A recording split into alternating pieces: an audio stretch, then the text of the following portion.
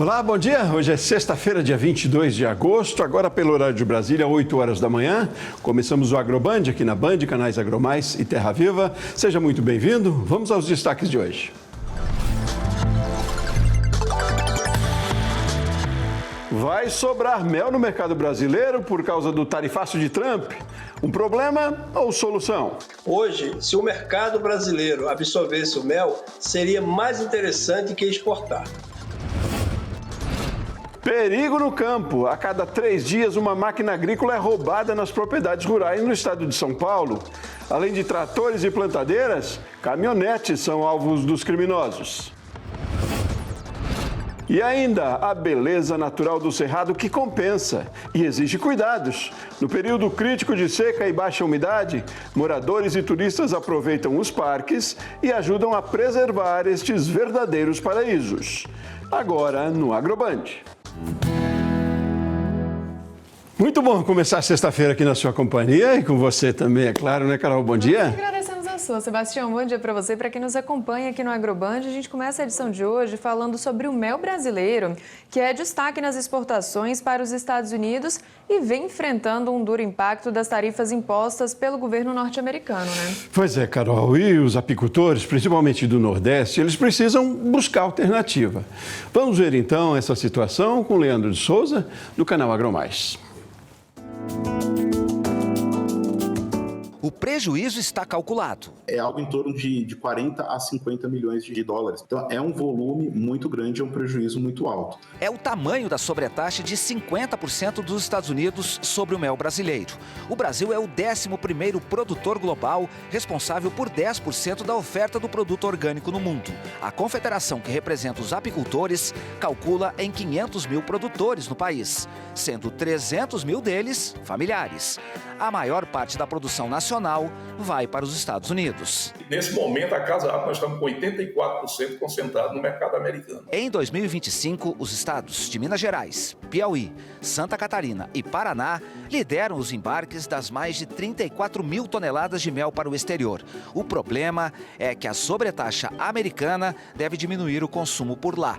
Os produtores pedem soluções como as compras governamentais da mercadoria que seria exportada para a merenda escolar e alimentação militar. Então, a gente tem que tomar cuidado com as regras que a gente vai colocar, porque nesse momento a gente pode até ter mel para poder entregar. Mas será que essa tarifa ela vai ser permanente por muito tempo? A gente vai ter que fazer um trabalho bom também voltado para a produção, né, para que quando a gente voltar com as exportações não haja uma guerra de preço, não haja uma guerra de para onde vai ficar esse mel e você ter uma deficiência na entrega do produto no mercado interno. Mas isso nem precisaria ocorrer se o brasileiro fosse mais adepto ao consumo de mel. Conforme a Associação Nacional dos Apicultores, cada cidadão nacional consome 250 gramas de mel por ano, enquanto europeus levam para casa 1,4 kg em média. Para o criador de abelha, hoje, se o mercado brasileiro absorvesse o mel, seria mais interessante que exportar. O Anderson é a prova disso. Ele vende toda a produção no mercado interno e não quer exportar. Se diz preocupado, claro, mas aposta na relação com o cliente. O cliente, que ele está muito próximo do pequeno produtor, ele acaba sempre comprando nossos produtos, né, e honrando, né, assim, a nossa produção. O pequeno produtor vive disso. A fazenda de 150 hectares fica em Goiás. Bem, depois de colocar o macacão de segurança, a bota e a luva, está faltando ainda uma outra aqui na minha mão direita, a gente então agora vai vai conhecer o apiário do Anderson, fica mais ou menos no meio daquela mata ali. Vamos lá, Anderson?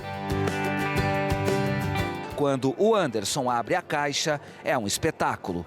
Mel de qualidade. Afinal, é um produto natural e sustentável, além de um alimento rico. Quando a gente fala de mel, a gente está falando de um adoçante natural que vem com flavonoides, que vem com minerais. E a gente fazendo isso de uso rotineiro, de uso diário, a gente aumenta a nossa saúde e ele é entregue na mesa do consumidor com alta qualidade. Um seminário promovido pela Frente Parlamentar do Biodiesel discutiu o potencial do Brasil na produção de alimentos e de energia ao mesmo tempo. O evento aconteceu na sede da Confederação da Agricultura e Pecuária do Brasil e reuniu representantes da indústria, da produção agropecuária e autoridades. Para o presidente da CNA, o país pode ser protagonista na produção de energia limpa e alimentos de qualidade. A agropecuária brasileira tem a singular capacidade de produzir cada vez mais energia e alimentos, com mais eficiência, produtividade e sustentabilidade, sem comprometer a segurança alimentar. O biodiesel e o etanol de milho produzidos no Brasil são exemplos do potencial da integração de proteína e energia. Na fabricação desses combustíveis, se aproveitam os resíduos para alimentação animal, o que, no fim, favorecem também a produção de alimentos que chegam à nossa mesa. Nós temos condição de tornar a pecuária ainda mais, mais competitiva, mais barata. Então a carne, o leite, ovos, tudo aquilo que for produzido no Brasil pode ter uma revolução muito grande. E agora são 8h06. A gente faz um rápido intervalo e na volta vamos ver que a produção de etanol do trigo começa ainda este mês no Rio Grande do Sul. É daqui a pouquinho no Agroband.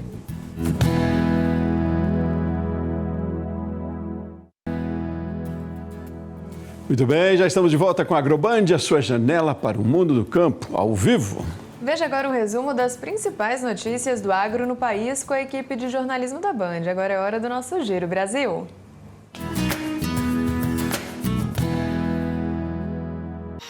O município de Santiago, aqui no Rio Grande do Sul, inaugurou a primeira usina de etanol de trigo do país. A planta aguarda autorizações das autoridades para iniciar as operações que devem começar ainda nesse mês de agosto. Serão processadas 100 toneladas de trigo por dia, com a expectativa de gerar até 12 milhões de litros de etanol hidratado por ano. A meta é expandir a unidade para produzir até 50 milhões de litros por ano até 2027. Termina neste fim de semana mais uma edição da Expo Genética, aqui no Parque Fernando Costa, em Uberaba, Triângulo Mineiro. Neste ano, o tema do evento foi Transformando a Genética em Lucro. Especialistas, pecuaristas e estudiosos apresentaram números da genética zebuína e as estratégias para produzir uma carne de qualidade para oferecer não só ao Brasil, mas também ao exterior. Além disso, os remates oficializados da 18ª Expo Genética movimentaram, no meio da semana, 66 milhões de reais. Os roubos e furtos de máquinas agrícolas cresceram 37% no primeiro trimestre de 2025 em relação ao mesmo período do ano passado. 70% de todas as ocorrências foram registradas aqui no estado de São Paulo, com uma média de um furto a cada 3 dias. Além de tratores, pulverizadores e plantadeiras, os crimes atingem até as caminhonetes. Na maioria dos casos, os criminosos removem as peças e as revendem, o que dificulta a identificação.